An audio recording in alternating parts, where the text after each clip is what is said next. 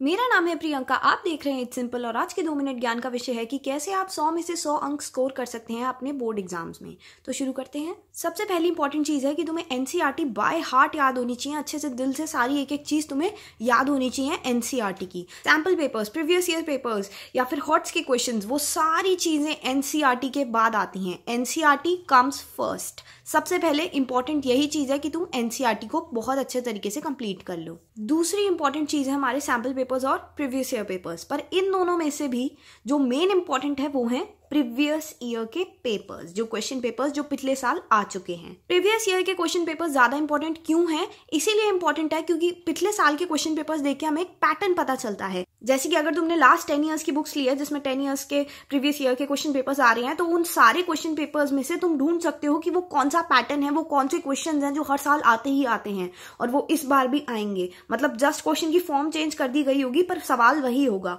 तो वो जरूर ढूंढ लेना, उसके आने के बहुत ज्यादा चांसेस होंगे। पैटर्न जैसे कि फिजिक्स में तुम्हें पता चलेगा पिछले साल के पेपर्स देख के कि हर बार फिजिक्स में डिवाइसेस तो जरूर आते ही आते हैं। मैथ्स में तुम्हें एलपीपी के क्वेश्चंस पता चल जाएंगे कि किस तरीके से क्वेश्चंस आते हैं। इंग्लिश में तुम्हें पता चल जाएगा पोएम तो आती है और यूजुअल एक ये क्वेश्चन जरूर रहता है कि पोएम का नाम बताओ या पोएम के राइटर का नाम बताओ या राइमिंग स्कीम बताओ या फिगर ऑफ स्पीच बताओ पोएम की। तो ये वाली चीजें तो अश्योरिटी है तुम्हारे पास कि ये आएंगी ही आएंगी पेपर में। फिर एक और चीज जो बहुत ज्यादा इंपॉर्टेंट है वो ये है कि सैम्पल पेपर्स को प्रैक्टिस करने से तुम्हारे कॉन्सेप्ट्स और ज्यादा क्लियर होंगे। मतलब जितने ज्यादा तुम सैम्पल पेपर सॉल्व करोगे उतना ही तुम्हारे दिमाग में वो कॉन्सेप्ट क्लियर हो जाएंगे और तुम्हें रट्टा मारने की जरूरत नहीं पड़ेगी, क्योंकि वो सारी चीजें तुम्हें जब इतनी बार तुम क्वेश्चंस को प्रैक्टिस करोगे वो सारी चीजें असल में तुम्हें समझ आने लगेंगी। तो एनसीईआरटी, प्रीवियस ईयर्स और सैम्पल पेपर के बाद एक बहुत इंपॉर्टेंट चीज है जो है रिविजन। रिविजन अगर तुम नहीं करके जाते हो पेपर से पहले तो तुम समझ लो तुम्हारे किसी भी हालत में अच्छे नंबर नहीं आ सकते, क्योंकि क्या होता है रिविजन से वही सारी चीजें हमारे दिमाग में ताजा हो जाती हैं। नहीं तो अगर हम रिविजन करके नहीं जाते तो एग्जाम में ऐसे होता है यार पढ़ा तो था पर याद नहीं आ रहा। वो इसीलिए होता है